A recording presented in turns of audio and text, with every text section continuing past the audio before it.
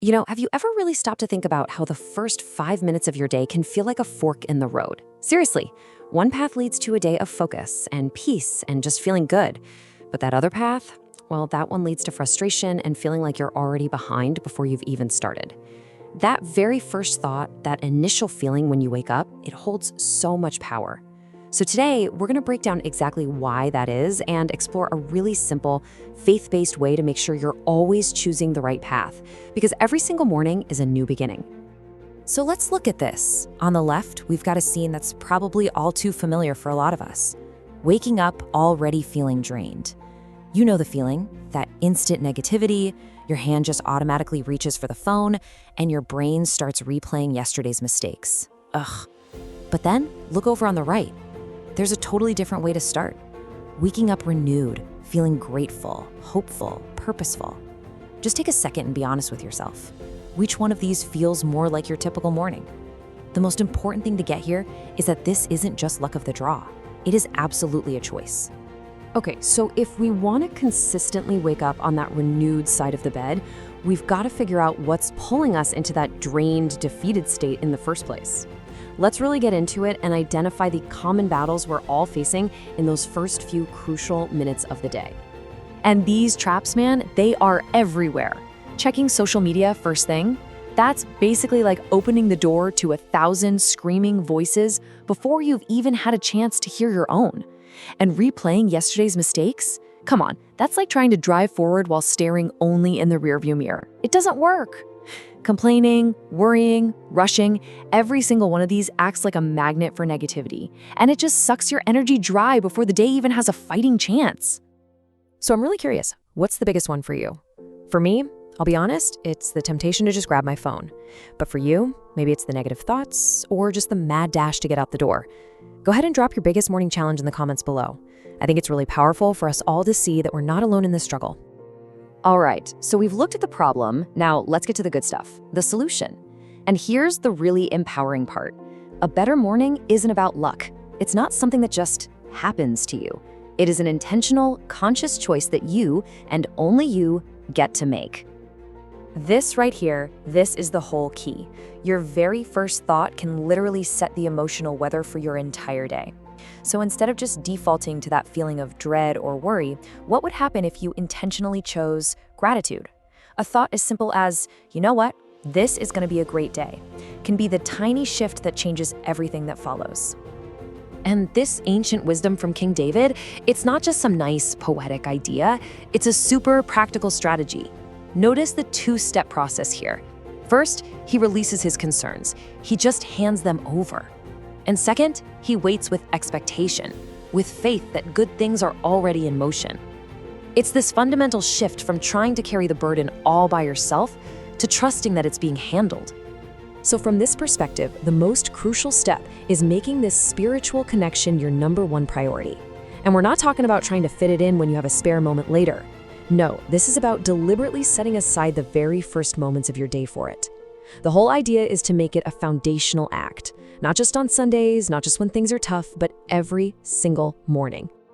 Now, I know what you might be thinking. That sounds like a big commitment, but it really doesn't have to be. Let's get super practical. We're going to walk through a simple, actionable ritual that can take as little as 5 minutes, but can completely renew your entire day.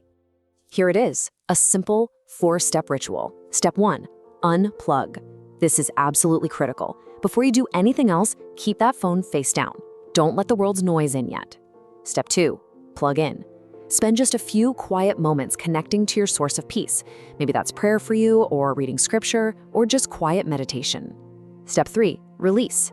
Actively let go of yesterday. Forgive yourself for any mistakes and hand over any worries you woke up with. And finally, step 4, declare. Set your intention for the day. You can even say it out loud. This is going to be a blessed and productive day. There's this really memorable saying that just gets right to the heart of it.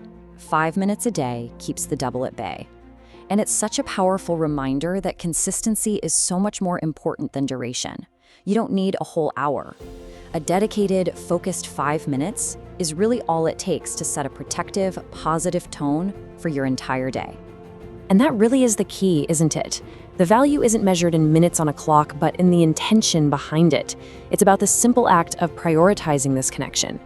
A scriptural term for this is presenting yourself as a living sacrifice, which just means you willingly offer up those first few moments, even when you're tired, even when you don't feel like it. That simple act of just showing up is what sparks the whole transformation. So, what's the actual payoff for committing to this one small change? Well, this little practice builds into some really tangible benefits that can literally ripple through your entire life. And the benefits are just profound. We're talking about inner renewal, day by day. You start to find real clarity in a world that is just filled with noise. The promise from this worldview is that goodness and mercy will actually follow you. You start operating at your highest potential because you're not bogged down by all that negativity. And so importantly, whenever life inevitably throws you off balance, you have this solid place of peace to come back to. This scripture just captures the whole idea of ongoing renewal perfectly. Look, life can be draining. We get tired, we face challenges. That's the outward man perishing. But the inner man, your spirit, your mindset, your core, that can be strengthened and renewed through this daily practice. It builds you up from the inside out. So here's how this actually works in real life. Imagine a negative thought pops into your head about a mistake you made yesterday. The old reaction is to dwell on it, feel guilty, and let it ruin your morning. The renewed response is a total game changer. You actively reframe it by thinking, hey, thank you for reminding me of everything God's already forgiven me for. Today is a brand new day. See? You're not fighting the thought. You're transforming it with grace. Okay, let's start to bring this all together. The core message, the ultimate good news in all of this, is the incredible power of a fresh start. And it's not something you have to earn. It's a gift that is available to every single one of us, every single day. This is honestly one of the most hopeful promises you can find.